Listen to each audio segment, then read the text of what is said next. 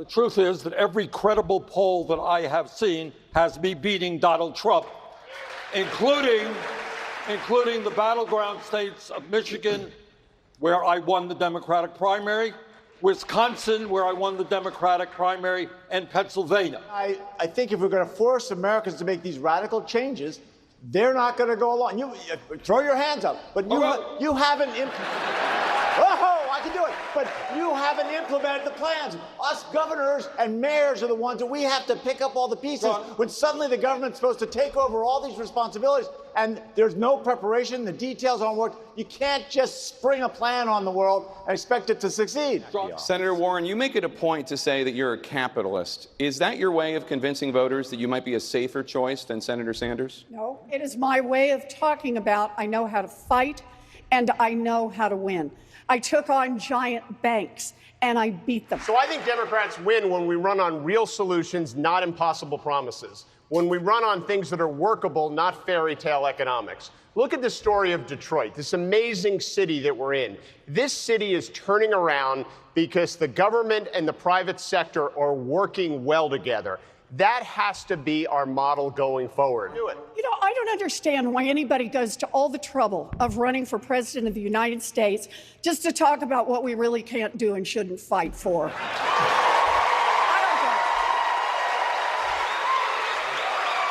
I'm as big of a dreamer and an entrepreneur as anyone, but I also believe we need to have solutions that are workable. Can you imagine if we tried to start Social Security now but said private pensions are illegal? That's the equivalent of what Senator Sanders and Senator Warren are proposing with health care. That's not a big idea. That's an idea that's dead on arrival. That will never happen. So why don't we actually talk about things, big ideas that we can get done? The stakes are too high. Senator Warren. He talks about solutions that are workable. We have tried the solution of Medicare, Medicaid, and private insurance.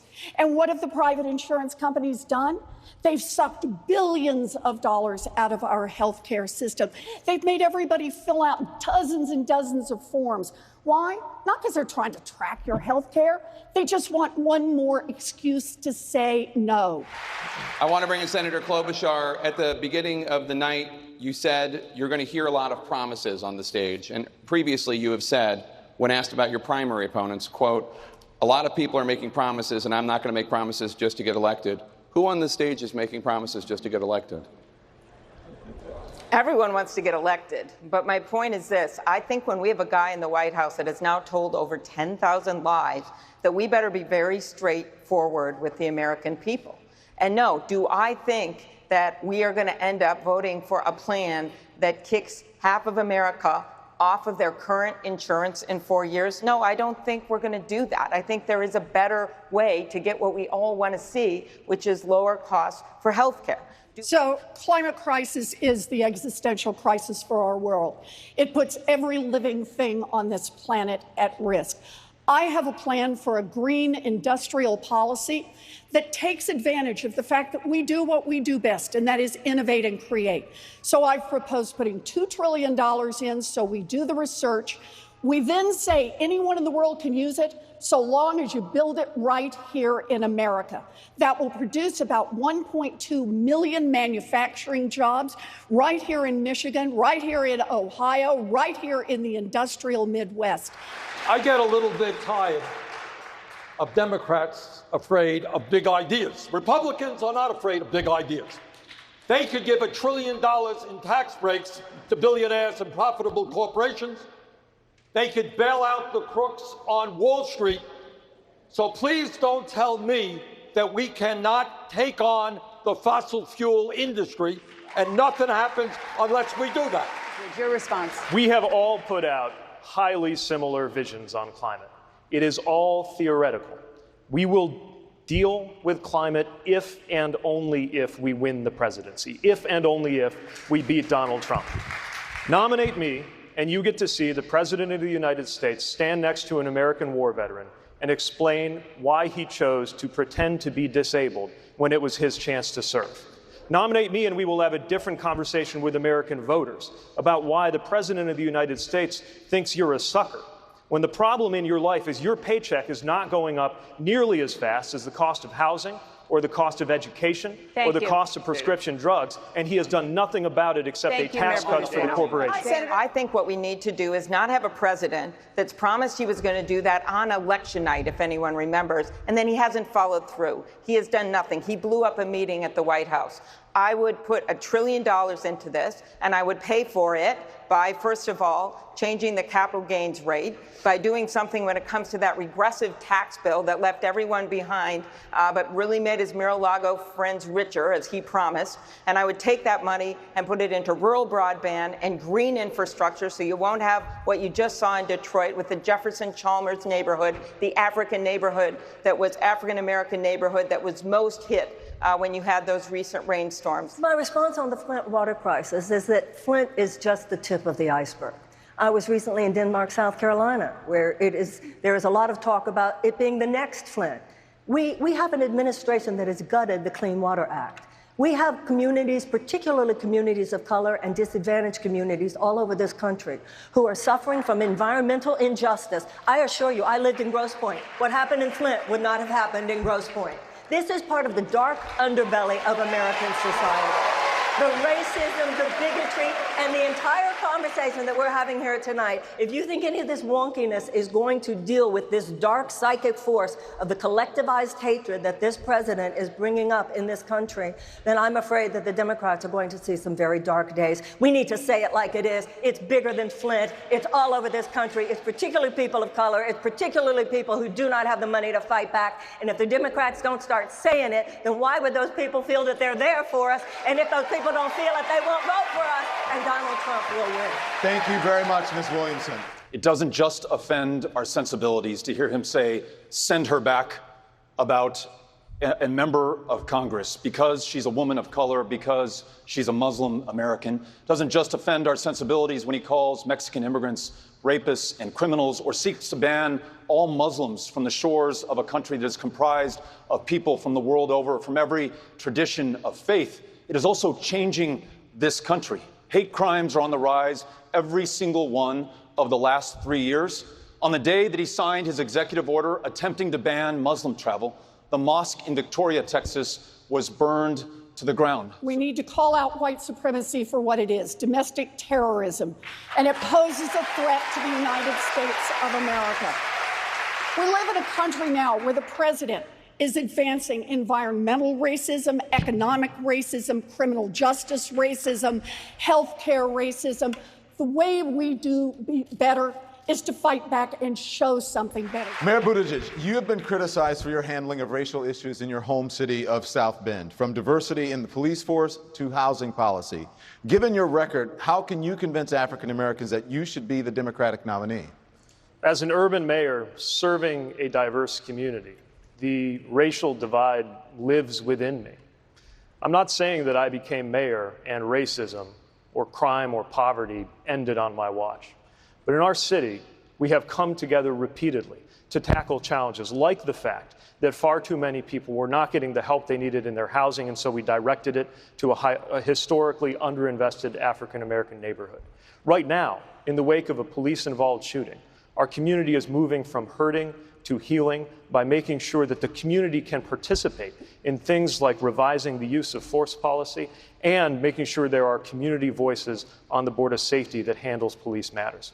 I've proposed a Douglas plan to tackle this issue nationally because mayors have hit the limits of what you can do unless there is national action. Systemic racism has touched every part of American life, from housing to health to home ownership. I want to acknowledge something that we're all touching on, which is the very foundation of this country. The wealth that we have built, the way we became the greatest country on the face of the planet, was literally on the backs of those who were kidnapped and brought here by force.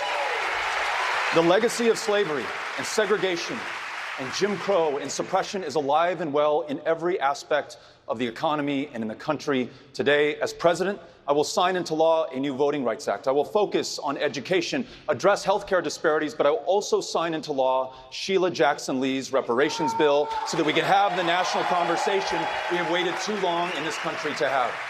Ms. Williamson, many of your opponents support a commission to study the issue of reparations for slavery. But you are calling for up to $500 billion in financial assistance What makes you qualified to determine how much is owed in reparations? Well, first of all, it's not $500 billion in financial assistance. It's $500 billion, $200 to $500 billion, payment of a debt that is owed. That is what reparations is.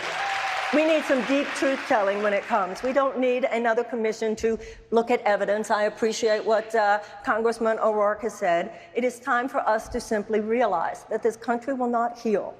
All that a country is a collection of people. People heal when there's some deep truth-telling.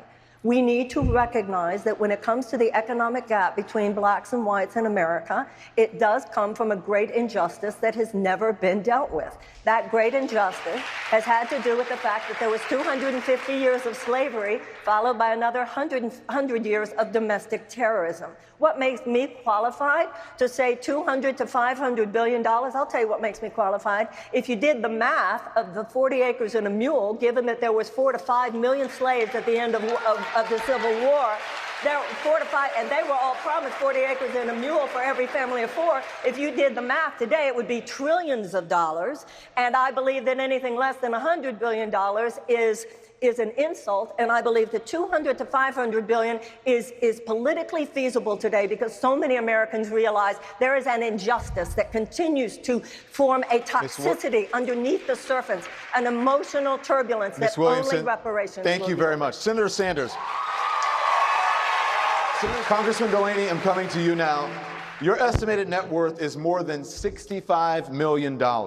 That would make you subject to Senator Warren's proposed wealth tax on the assets of the richest 75,000 households or so in the United States. Do you think Senator Warren's wealth tax is a fair way to fund child care and education? I think wealthy Americans have to pay more. Listen, I grew up in a blue-collar family.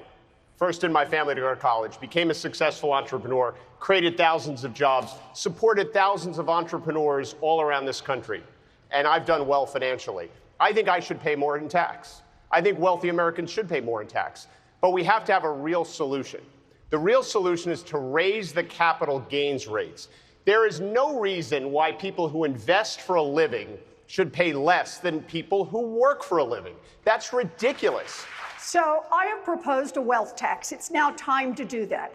It's time to tax the top 0.1% of fortunes in this country. Your first $50 million you can keep free and clear, but your 50 millionth and first dollar, you got to pitch in 2 cents. 2 cents. What can America do with 2 cents? We can provide universal child care for every baby in this country aged 0 to 5. We can provide universal pre-K for every 3-year-old and 4-year-old. We can raise the wages of every child care worker and preschool teacher in this country. We can provide universal tuition-free college. We can expand Pell. We can put $50 billion into our historically black colleges and universities, and we can cancel student loan debt for 95% of the people who have it and start to close the wealth gap in America. It tells you how badly broken this economy is. This is not about whether wealthy Americans should pay more. I think we're all in agreement on that. It's a question of, do you have a real solution to make it happen? We can raise the capital gains rate to match the ordinary income. You know, the last president to do that was actually Ronald Reagan. We can do that in our first year. I've called for that to be done, and it'll double the earned income tax credit. I've called for the expansion of universal pre-K so that every American has pre-K, and I do it through an additional tax on high net worth individuals. But we don't need to come up with new taxes that are arguably unconstitutional. Thank you, Congressman Delaney. Will be fought in court for years. I want to turn to the issue of student debt. Should the government pay for children from wealthier families to go to college? I think that all domestic and international policy should be based on the idea that anything we do to help people thrive is a stimulation to our economy. That's how you stimulate your economy. And I've heard some people here tonight, I almost wonder why you're Democrats. You seem to think there's something wrong about using the instruments of government to help people. That is what government should do. All policy should help people thrive. So, Congressman O'Rourke, you don't support free 4-year college. Your response to Ms. Williamson? I support free 2-year college. Earn that associate's degree, realize your full potential, debt-free 4-year college, but unlike some of the other candidates on the stage, that's not just for tuition, that is room and books and board, the full cost of being able to better yourself so that you can better this country. Senator Sanders President Trump has argued that the United States cannot continue to be the, quote, policeman of the world. You said the exact same thing on a debate stage in 2016. If voters are hearing the same message from you and President Trump on the issue of military intervention, how should they expect that you will be any different from him? Trump is a pathological liar. I tell the truth. We have been in Afghanistan, I think, 18 years, in Iraq, 16 or 17 years. We have spent $5 trillion on the war on terror, and there are probably more terrorists out there now than before it began. We're going to spend, the Congress passed, and I will not vote for, a $715 billion military budget, more than the 10 next countries combined. We have to be ready to take on this president. And, by the way, something that hasn't been talked about as much tonight, take on his enablers in Congress. You know, when David Duke ran for Congress, ran for governor, the Republican Party 20 years ago ran away from him. Today, they are supporting naked racism in the White House, or at best silent about it. And if you are watching this at home, and you are a Republican member of Congress, consider the fact that when the sun sets on your career, and they are writing your story, of all the good and bad things you did in your life, the thing you will be remembered for is whether in this moment, with this president, you found the courage to stand up to him, or you continue to put party over country.